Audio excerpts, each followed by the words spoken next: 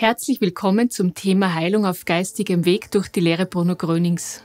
Mein Name ist Berit Manninger und ich beschäftige mich seit über 20 Jahren mit dieser geistigen Lehre.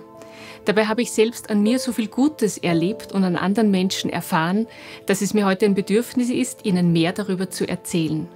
Sie werden Einblicke in das Leben Bruno Grönings bekommen, in seine Lehre, aber auch Geheilte werden zu Wort kommen und Ärzte, die diese Heilungen kommentieren. Gleich zu Beginn möchte ich Ihnen empfehlen, sich für dieses Video bewusst die Zeit zu nehmen und einen ruhigen Raum zu schaffen, der es Ihnen ermöglicht, innerlich still zu werden. Ich möchte Sie nun einladen, gemeinsam mit mir ein Musikstück anzuhören.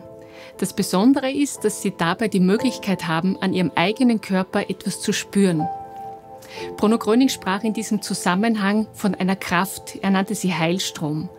Paracelsus, der bekannte Arzt, nannte diese Kraft Vis Vitalis oder Lebenskraft. Im asiatischen Raum kennt man sie unter Prana oder Qi. Bruno Gröning empfahl dazu, eine geöffnete Körperhaltung einzunehmen. Er riet an, sich in aufrechter Position hinzusetzen, beide Beine parallel auf den Boden zu stellen und die Hände mit den Handflächen nach oben auf die Oberschenkel zu legen. Lauschen Sie der Anfangsmusik. Denken Sie dabei an etwas Schönes.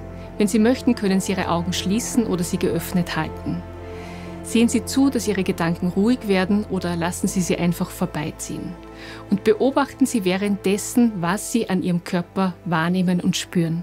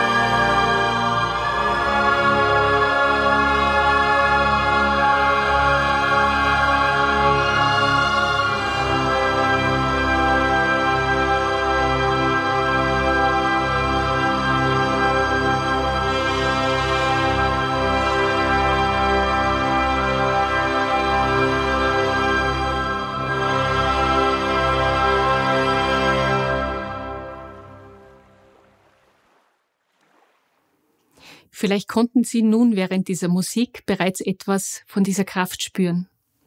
Ich möchte Ihnen nun etwas über das Leben Bruno Grönings erzählen. Er wurde 1906 in Danzig als viertes von 7 Kindern geboren. Bereits in jungen Jahren zeigten sich besondere Fähigkeiten, und zwar, dass Menschen und Tiere in seiner Gegenwart gesund wurden. Er selbst sagte dazu: „Das ist meine Mission. Nicht mein Beruf, sondern meine Berufung, meinem Nächsten zu helfen." Anfang 1949 führte sein Weg ins deutsche Ruhrgebiet. Durch die Berichte einiger Geheilte wurden immer mehr Menschen auf Bruno Gröning aufmerksam. Er zog von Haus zu Haus, immer dorthin, wo kranke Menschen ihn um Hilfe baten. So folgte im März 1949 die Einladung eines Herforder Ingenieurs, der Bruno Gröning um Hilfe für seinen 9-jährigen Sohn bat. Dieser litt an progressiver Muskeldystrophie und war von ärztlicher Sicht her austherapiert. Bruno Gröning nahm diese Einladung an und schon nach kurzer Zeit konnte der Junge wieder laufen. Diese Neuigkeit verbreitete sich über Nacht wie ein Lauffeuer und es kamen bis zu 5000 Menschen pro Tag zum Haus am Wilhelmsplatz Nummer 7. Diese Zeit kurz nach dem Zweiten Weltkrieg war gekennzeichnet von schrecklichen Erlebnissen, körperlichen, seelischen Krankheiten, von Not und Entbehrungen jeglicher Art. Das Erscheinen eines Mannes, durch dessen Wort und Blick Menschen gesund werden konnten, war für damalige Zeiten nicht nur etwas Neues, sondern auch fremd. Im August 1949 hielt sich Bruno Gröning in Süddeutschland auf. Am Rosenheimer Traberhof kamen täglich bis zu 30.000 Hilfesuchende zusammen.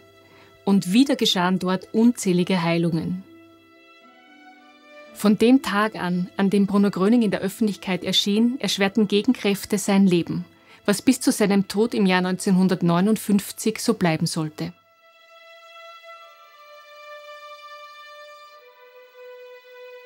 Im Jahr 1950 lernte die junge Österreicherin Grete Häusler Bruno Gröning kennen.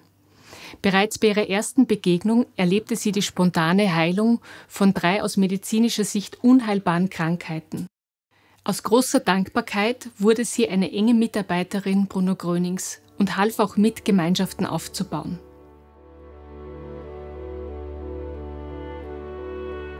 Nach dem Tod Bruno Grönings im Januar 1959 stellte Grete Häusler fest, dass weiterhin Heilungen geschahen.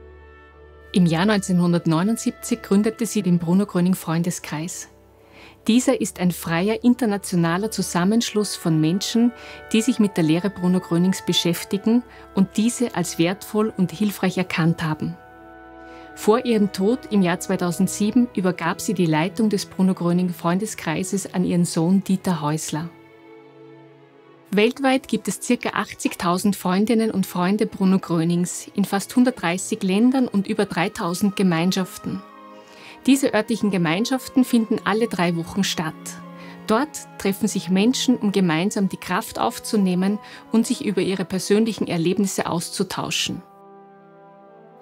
Neben den örtlichen Gemeinschaften für Erwachsene gibt es auch solche für Kinder und Jugendliche, in denen ebenfalls Hilfen und Heilungen geschehen. Innerhalb des Bruno Gröning Freundeskreises gibt es die sogenannte medizinisch-wissenschaftliche Fachgruppe, kurz MWF genannt. Was diese Fachgruppe ist und was Ärzte über die Möglichkeit der Heilung auf geistigem Weg durch die Lehre Bruno Grönings sagen, sehen Sie jetzt.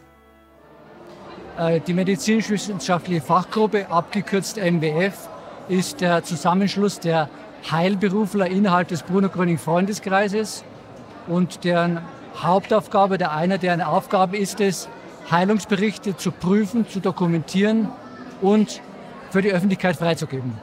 Die MWF ist eine Gruppe von Heilberuflern wie Ärzte, wie mich, wie Tierärzten, Zahnärzte, Psychotherapeuten, Psychologen, die alle im Beruf stehen. Das heißt, das sind alle Leute, die mit Schulmedizin oder mit Naturheilkunde ihr Geld verdienen.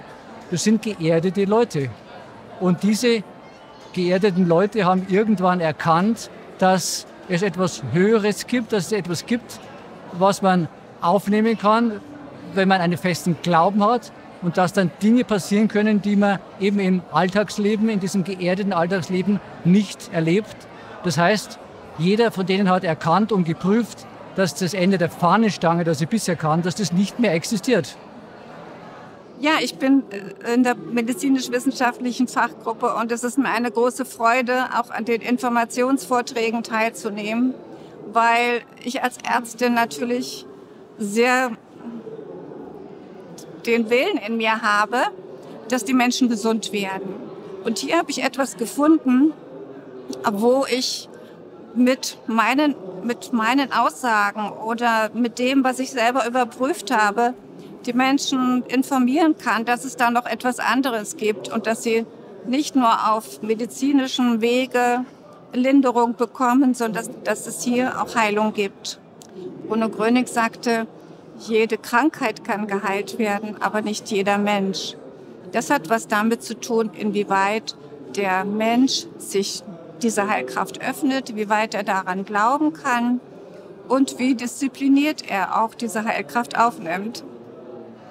Ja, man muss sagen, dass es kein Patentrezept gibt für eine Heilung. Es gibt ein paar Regeln, an die man sich halten kann, um die Heilung wahrscheinlicher zu machen, denn ein Heilungsversprechen, eine Heilungsgarantie kann es natürlich nicht geben. Das erste ist, dass man wissen muss, wie nehme ich denn diese höhere Kraft auf, um zur Heilung zu kommen. Und da ist der Bruno Gröning Freundeskreis eine Schule, eine Fahrschule, um zu lernen, wie komme ich an diese Heilkraft. Das zweite ist, dass man den inneren Willen haben muss, geheilt zu werden. Das heißt, es muss von innen rauskommen.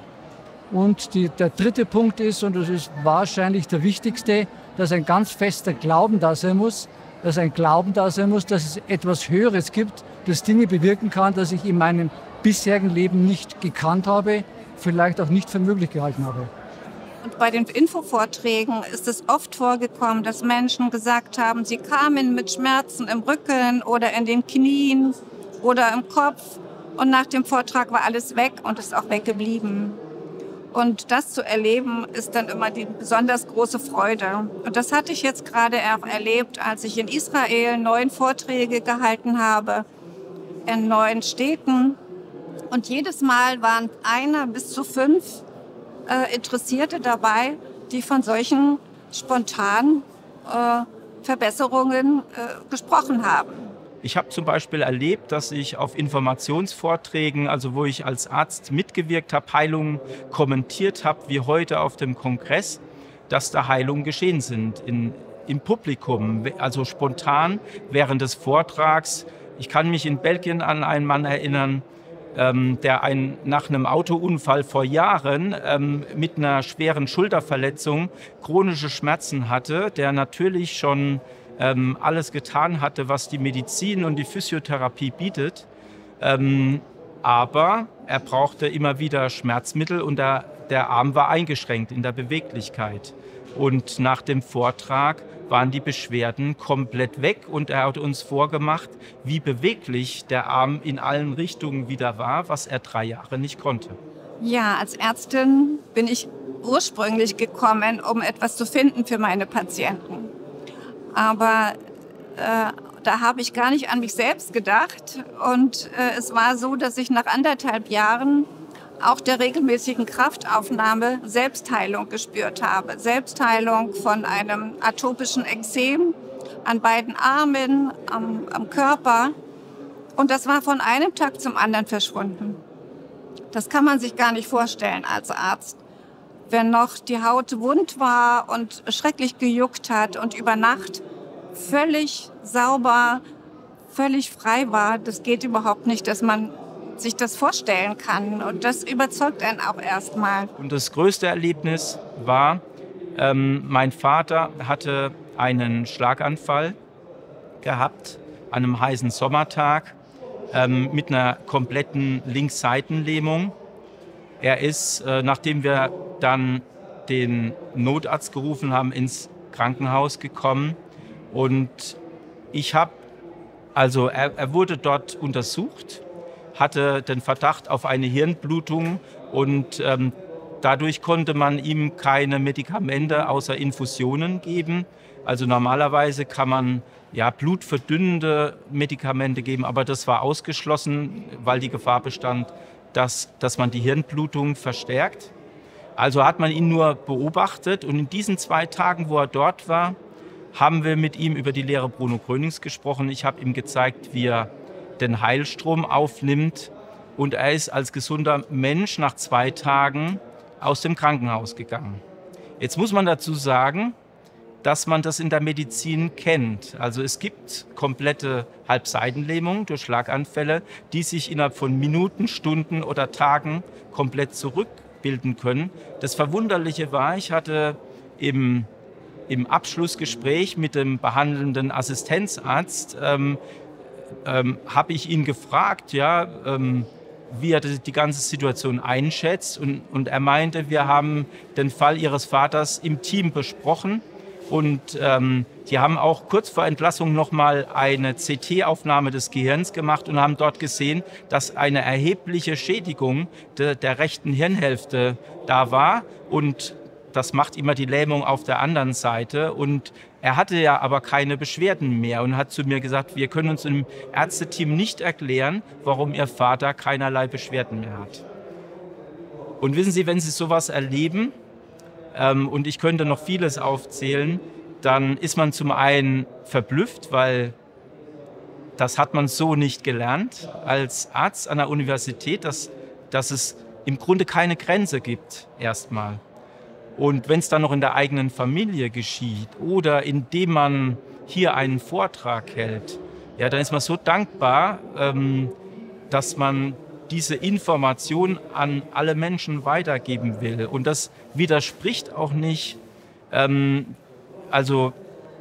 man therapeutische oder medizinische Maßnahmen, sage ich mal, verneint.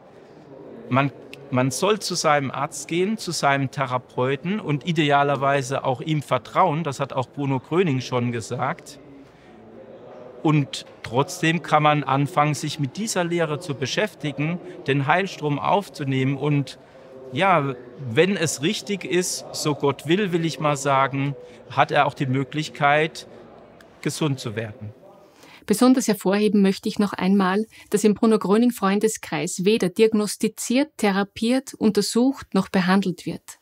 Es wird nicht vom Arztbesuch abgeraten, noch von Medikamenteneinnahmen, operativen Eingriffen oder Therapien. Bruno Gröning riet damals den Menschen an, zum Arzt ihres Vertrauens zu gehen. Daher gibt es im Bruno Gröning Freundeskreis auch kein Heilversprechen. Der Bruno Gröning Freundeskreis finanziert sich ausschließlich auf der Basis von Spendengeldern. Diese werden beispielsweise für Raummieten oder Druckkosten verwendet. Alle Helferinnen und Helfer des Bruno Gröning Freundeskreises arbeiten ehrenamtlich mit. Der Freundeskreis ist an keine Religion oder Weltanschauung gebunden. Ihm gehören Menschen aus allen großen Weltreligionen an. Die Website des Freundeskreises ist in 29 Sprachen aufgeschaltet und die Bücher sind in über 54 Sprachen übersetzt. Nun möchte ich Ihnen einen kurzen Film über Bruno Gröning und seine Mission damals und über den Bruno Gröning Freundeskreis heute zeigen. Im Jahre 1949 entsteht ein großer Rummel um einen Mann namens Bruno Gröning, der in den Medien als Wunderheiler bekannt wird.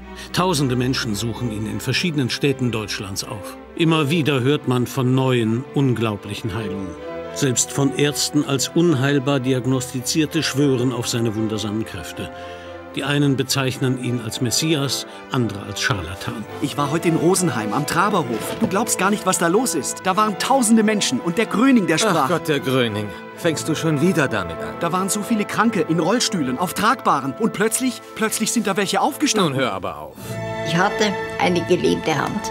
Ich konnte den Löffel nicht mehr zum Mund führen. Und diese gelähmte Hand wurde zwar behandelt, wir haben alles gemacht, was möglich war, aber sie war immer noch gelähmt. Ich wurde im Jahr 1943 an Bord eines U-Bootes verwundet. Mein linkes Ellbogengelenk wurde zersplittert und ich wurde dann ins Marinelazarett nach Stralsund gebracht, wo eine Operation stattfand.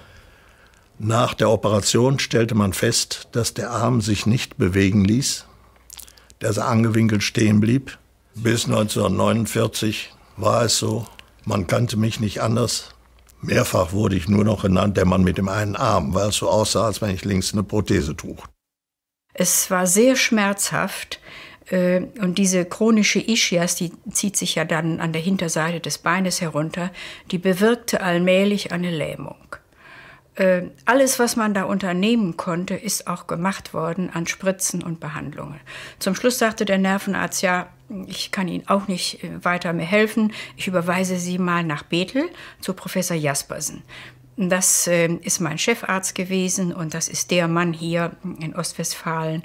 Da fahren Sie mal hin. Das haben wir gemacht. Der hat mich gründlich untersucht und dann sagt er, ja, ich kann Ihnen auch nicht helfen. Da müssen Sie wieder nach Hause fahren und dann, mein Mann war mitgefahren, der sagt da zu meinem Mann, und da müssen Sie dann mal einen Rollstuhl kaufen, dass Ihre Frau auch noch ein bisschen herauskommt. Sie ist ja noch jung. Die Sache verschlimmerte sich so sehr, dass ich Tag und Nacht Schmerzen hatte. Liegen konnte ich nur noch auf einer Stelle, gehen nur noch sehr wenig und sehr krumm und so gut wie nichts mehr arbeiten. Naja, es kamen also immer mehr Menschen, bis es dann mal Tausende waren, nicht wahr? Bis schätzungsweise 5000, nicht wahr? Also das lässt sich schwer abschätzen. Ne? Nicht? Und dann passierten dort denn eben auch, also vielleicht noch in größerem Ausmaß, die Heilungen. Einer von Menschen, die auf den Waren lag, erhob sich und sagte, es geht mir gut, es geht mir gut. Was ich gesehen habe, das waren die Rollstuhlfahrer. Und da ist also eine ziemlich große Anzahl, ich weiß nicht mehr, wie viele es waren, tatsächlich der Aufforderung Grönings gefolgt und sind aus den Rollstühlen aufgestanden und haben den Rollstuhl selbst geschoben. Das habe ich gesehen. Beeindruckt hat mich eigentlich das erst nachher. Solange ich dort stand, solange er sprach, hat mich das eigentlich null beeindruckt, um es ganz ehrlich zu sagen. Nur als ich die Wirkungen sah, bei den Rollstuhlfahrern, bei den blinden Jungen, und dann nachher, ein paar Tage später, war mein Vater, da war ich natürlich ganz anderer Meinung, das ist logisch. Nicht? Dann muss man seine Meinung ändern. Vorher habe ich das, naja, also ich will das gar nicht so formulieren, als was ich das angeschaut habe. Nicht? Denn die Tatsachen überzeugen das. Das andere, ich bin also keiner, der so schnellgläubig ist, aber so. Ich muss zuerst so Verschiedenes sehen. Er schaute mich nur an, so. Und habe ich ihm die Hand gezeigt, oder mehr oder weniger. Und dann, ich weiß, ich war da Tisch oder was, auf jeden Fall. Ich hatte die Hand so und auf einmal, die Finger haben Trommelfeuer gemacht. Eine ganze Weile. Und in dem Augenblick war die Lähmung verschwunden. Es ging binnen einer halben Stunde. Ich habe dann versucht, meinen Arm, der vorher so stand, seit Jahren, gerade zu machen. Und er wurde gerade. Und habe dann nur geschrien, er lässt sich bewegen, er lässt sich bewegen. Natürlich war es sehr kritisch. Ne? Ich wusste ja auch nicht, in welche Schublade ich das tun sollte. Von meinem Wissen her, Hypnose, Suggestion, nicht wahr? Es gab so ein paar Schubladen, die ich immer dachte, da kann ich das doch irgendwo unterbringen, was passt denn keine. Es war eben etwas völlig anderes, was ich eben zuvor noch nicht erlebt hatte und mit meinem Wissen nicht einordnen konnte. Man konnte sich das nicht erklären.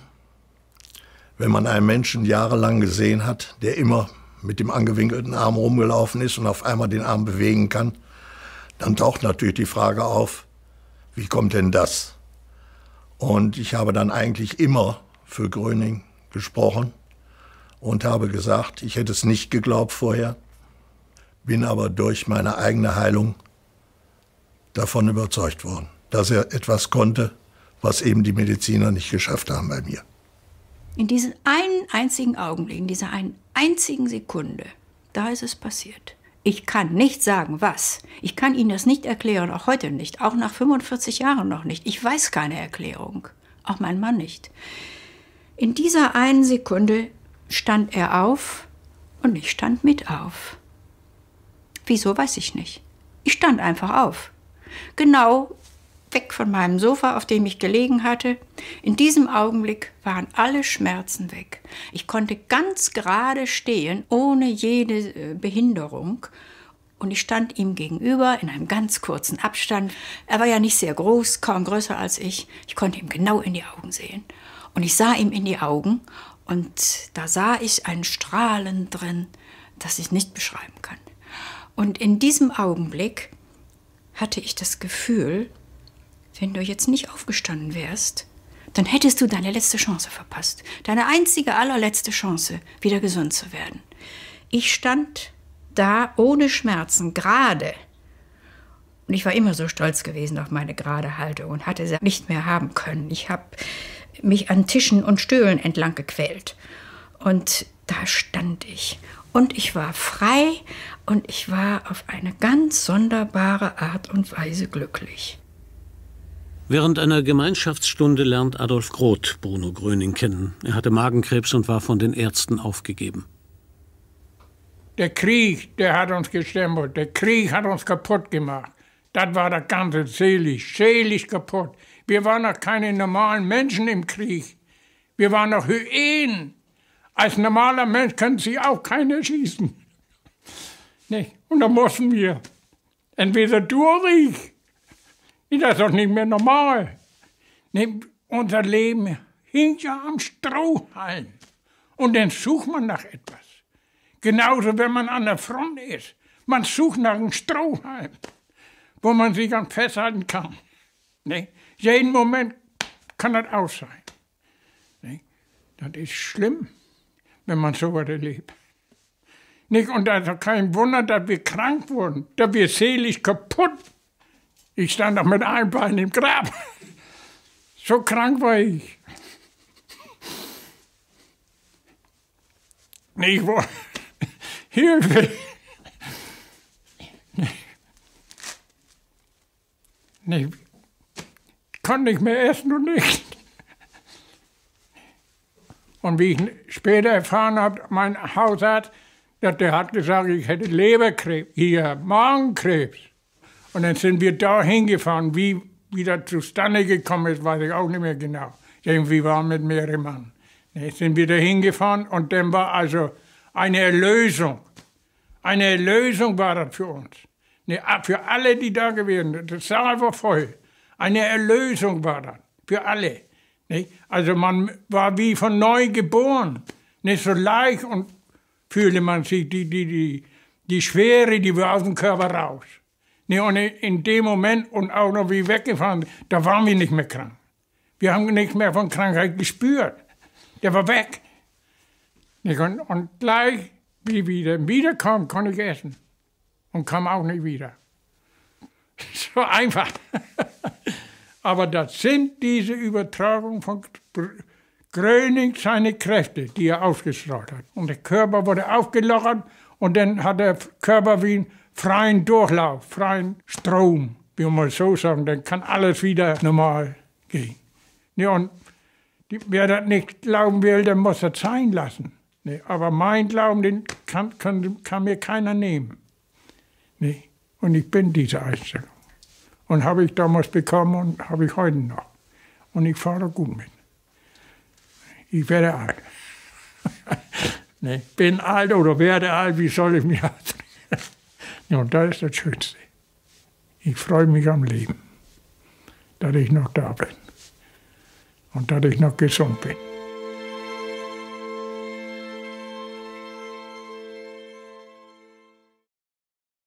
Nach einer Woche war das wie weggeblasen. Bis heute. Ich habe keine Rückenschmerzen und nichts mehr.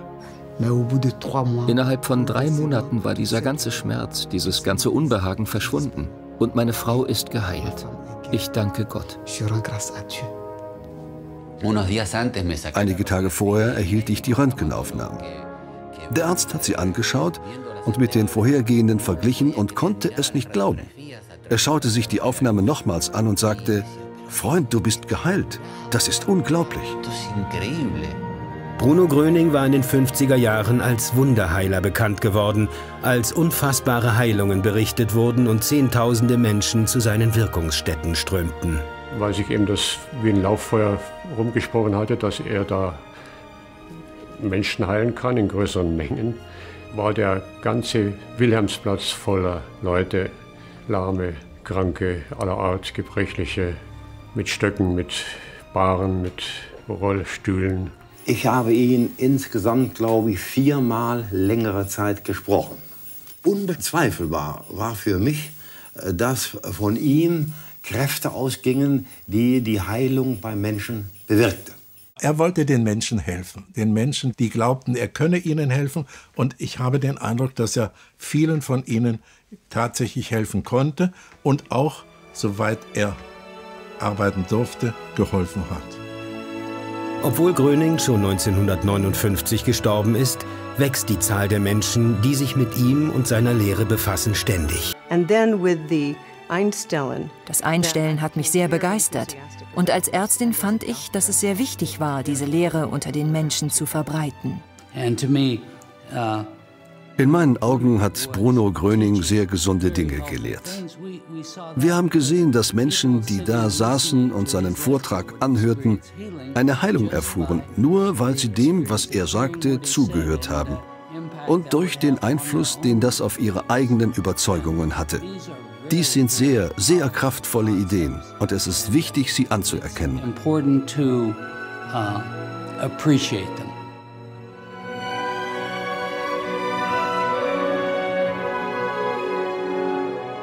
In New York wird dem Bruno Gröning Freundeskreis im Mai 2013 eine ganz besondere Ehrung zuteil. In der ökumenischen Tillman Chapel der UN verleiht die World Peace Prayer Society Dieter Häusler stellvertretend für den Freundeskreis den Peace Pole Award. Eine Auszeichnung, mit der in der Vergangenheit unter anderem so bedeutende Persönlichkeiten wie die Friedensnobelpreisträger Mutter Teresa und Dalai Lama sowie Papst Johannes Paul II. Geehrt wurden. Good afternoon, everyone. Welcome to the United Nations. Die World Peace Prayer Society, kurz WPPS, ist eine an die Vereinten Nationen angegliederte Nichtregierungsorganisation und hat sich zum Ziel gesetzt, unter dem Motto »Möge Friede auf Erden sein«, die Menschen aller Länder zusammenzubringen. Den Preis überreicht die UN-Repräsentantin der WPPS, Reverend Deborah Moldo. It's very special and very appropriate for the friends of Bruno Gröning to be here. And to be here now, in this time that the Secretary General Ban Ki-moon has called a time of great transition. When our body is whole, we call it health. And when our world is whole, we call it peace. And as we heal ourselves, we heal our world. It's my honor to award a peace pole to the friends of Bruno Gröning today. And so with gratitude for the beautiful, selfless work of the friends of Bruno Gröning, I would like to present this peace pole on behalf of the World Peace Prayer Society to Dieter Häusler and Suzanne Royce. Thank you so much.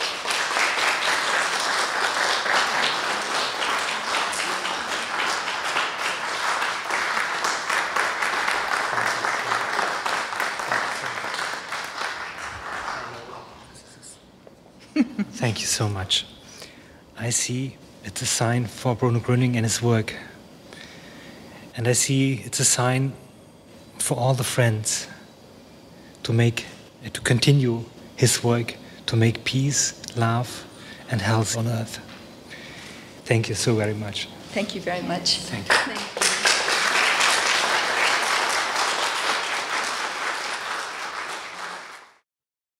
Ich möchte Ihnen jetzt einen kleinen Einblick in die Lehre Bruno Grönings geben. Bruno Gröning sagte, je mehr Sie das Gute in sich aufnehmen, desto wohler werden Sie sich fühlen, desto eher wird die Ordnung in Ihrem Körper zustande kommen. Sein Bestreben war es nicht nur, den Menschen zu helfen, sondern auch das Wissen um eine Kraft zu vermitteln, die jeder Mensch, egal wo er sich befindet, in sich aufnehmen kann. Was braucht es nun, um diesen Heilstrom oder diese Heilwelle, wie Bruno Gröning sie bezeichnet hat, in sich aufzunehmen? Bruno Gröning riet an, dazu eine geöffnete Körperhaltung einzunehmen. Sprich, Arme und Beine nicht zu überkreuzen und die Handflächen geöffnet nach oben auf die Oberschenkel zu legen. Genauso wie es eine äußere Haltung braucht, braucht es auch eine innere Haltung, eine innere Einstellung. Bruno Gröning empfahl, sich von allem Belastenden zu trennen, von Sorgen, Schmerzen, Diagnosen, Kummer und Ängsten.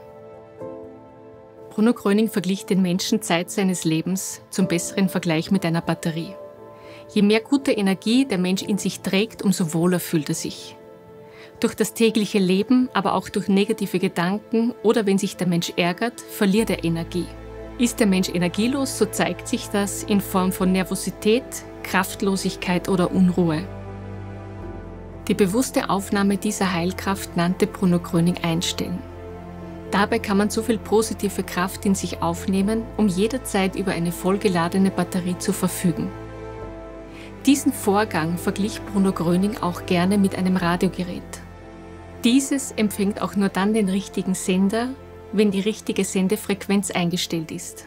Dabei ist es wichtig, sich während dem Einstellen nicht von negativen Gedanken wie zum Beispiel Sorge, Furcht oder Gedanken an die Krankheit ablenken zu lassen. Dies würde dazu führen, dass die Verbindung entweder gar nicht zustande kommt oder unterbrochen wird. Viele Menschen spüren bei der Kraftaufnahme durch dieses Einstellen ein Kribbeln, Wärme oder Kälte oder auch Schauer durch den Körper fließen. Im Großen und Ganzen ein sehr angenehmes Gefühl. Manchmal treten jedoch auch Schmerzen auf. Diese bezeichnete Bruno Gröning als Regelungsschmerzen. Sie stellen einen Reinigungsprozess im Körper dar.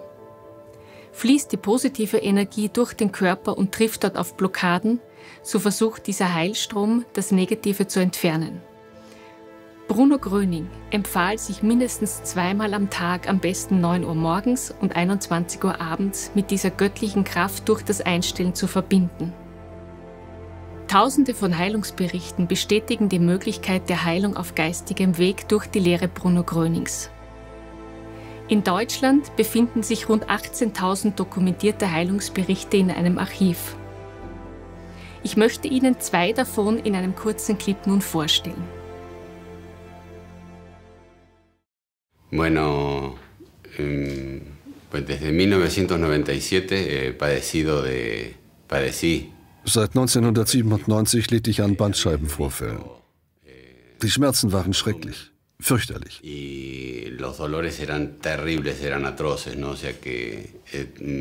Ich habe verschiedene Therapien gemacht, nicht nur in Kliniken, Krankenhäusern, Druckkammer, Thermalbäder, Akupunktur, Heilpraktiker, Heiler. Ich ging zu allem hin, was die Leute mir empfahlen.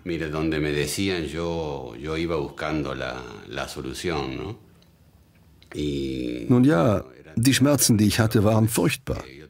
Ich brauchte ständig Schmerzmittel. Wenn ich einen dieser schrecklichen Schmerzanfälle hatte, mussten die Ärzte mir Neurobion zusammen mit Voltaren geben. Also nicht entweder das eine oder das andere, sondern beide gleichzeitig. Der Pfleger, der manchmal kam und mir 4 oder 5 Tage lang Spritzen gab, sogar der Pfleger wollte mir keine höhere Dosis geben, weil er fürchtete, dass ich Organschäden davontragen könnte. So stark waren die Medikamente. Wenn diese Schmerzen kamen, musste ich ihm beim Hinsetzen helfen. Es war eine sehr schwierige Situation für die Familie. Aber wir suchten Hilfe. Ärzte, Heiler, Therapeuten und alles. Alle haben gesagt, dass er praktisch unheilbar sei.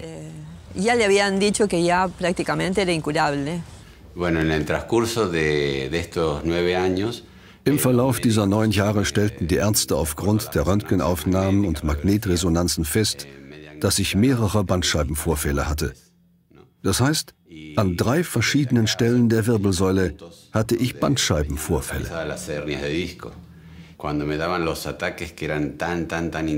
Als die Anfälle kamen, waren sie so stark, dass ich mich krümmte, dass ich tagelang nur in gebückter Haltung bleiben konnte, weil es so weh tat. Ich fühlte einen schrecklichen Schmerz, vom Nacken die Wirbelsäule entlang. Und ich fühlte, wie die Muskeln sich zusammenzogen. Im Jahre 2003 ging ich nach San Borja und erfuhr von Bruno Gröning und der Heilung auf geistigem Weg. Er war auf Reisen und als er zurück war, habe ich es ihm erzählt. Und er antwortete, dass ich ihn nicht mit so etwas belästigen solle. Ich sagte ihr, nein, komm mir nicht mit so komischen Sachen. Ich dachte, dass eine Heilung auf geistigem Wege unmöglich sei. Für mich war das in diesem Moment völlig absurd. Nein, ich hörte nicht auf sie und sagte ihr, kommt mir nicht mit sowas. Ich glaubte blind an die Ärzte und die Schulmedizin. Das war im Juni 2003. Ich litt weiter bis Ende 2003, das ganze Jahr 2004 und im Jahr 2005 kam ein Tag, da konnte ich die Schmerzen nicht mehr ertragen. Mir standen die Tränen in den Augen und ich sagte zu meiner Frau Betty, komm, setz dich mit dem Freundeskreis in Verbindung, lass uns das mal anschauen. Wo muss ich hingehen? Ich halte es nicht mehr aus. Und dann fuhren wir doch zu Herrn Arturo Valdés. Ich brachte ihn zuerst mit dem Auto und dann hat er immer mehr Vertrauen bekommen. Dann ist er alleine gegangen und war viel glücklicher. Er hatte nicht mehr so viele Schmerzen. Daraufhin bekam ich weniger Spritzen. Und eines Tages nahm ich gar keine Tabletten mehr, bekam auch keine Spritzen mehr. Und das Korsett, das ich täglich trug, ich legte es mir morgens an und abends wieder ab. Also eines Tages sagte ich mir, Jetzt werde ich es heute mal weglassen. Mal sehen, was passiert. Und auf einmal brauchte ich kein Korsett mehr und auch keine Spritzen oder Tabletten.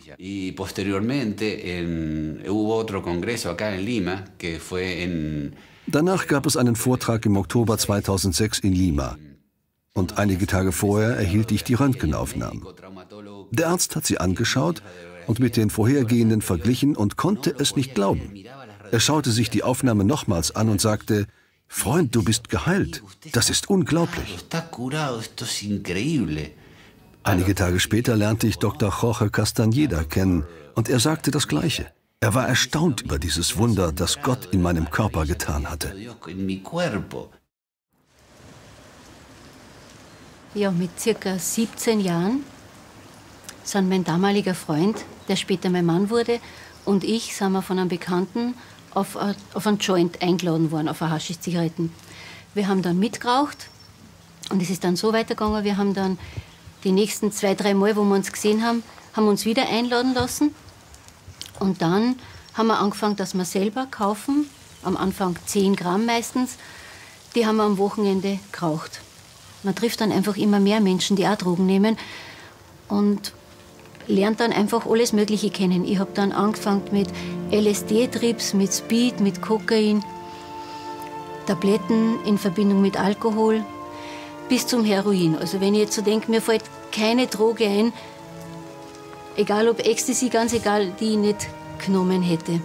Eben wirklich so alle Drogen quer durch die Bank, halluzinogene Pilze, einfach wirklich alles. Ich habe dann eben schon durch die ganzen Drogen, den jahrelangen Drogenkonsum, habe ich schon Schmerzen gekriegt in den Gelenken.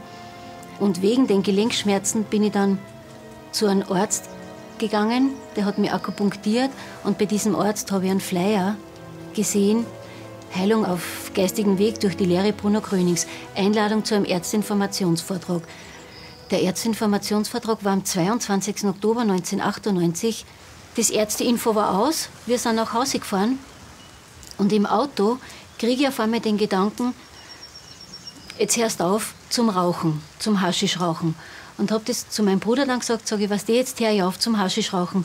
Und er nur ganz kurz, ja, Andrea, kenne ich schon so auf die Art. Ist klar, er hat mir ja 18 Jahre nur gekannt, eben, dass ich ohne Drogen nicht sein kann.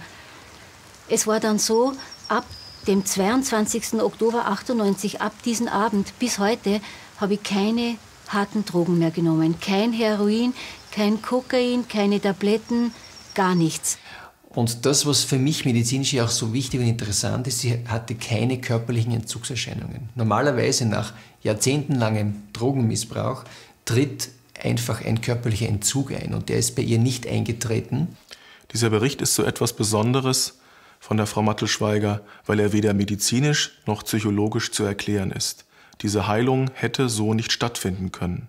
Sie hätte Entzugserscheinungen haben müssen nach dem Vortrag und hätte das nach und nach nachlassen müssen über 2-3 Wochen. Und es ist psychologisch nicht zu erklären, weil sie nie einen Entzug durchgestanden hat und nie eine Therapie gemacht hat. Dann kann man auch nicht frei werden. Sie war hochgradig abhängig.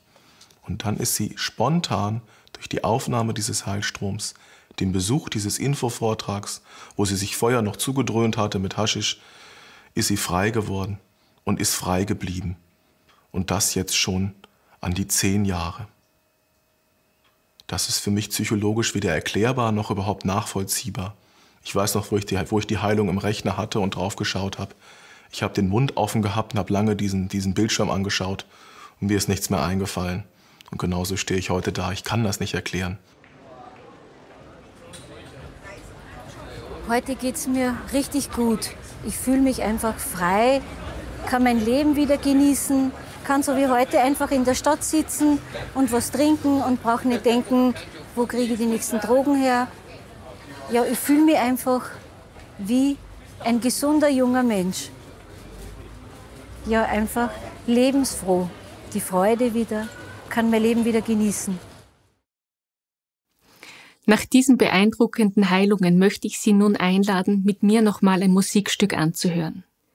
Nehmen Sie dazu wieder diese geöffnete Sitzhaltung ein, beobachten Sie Ihren Körper und denken Sie an etwas Schönes.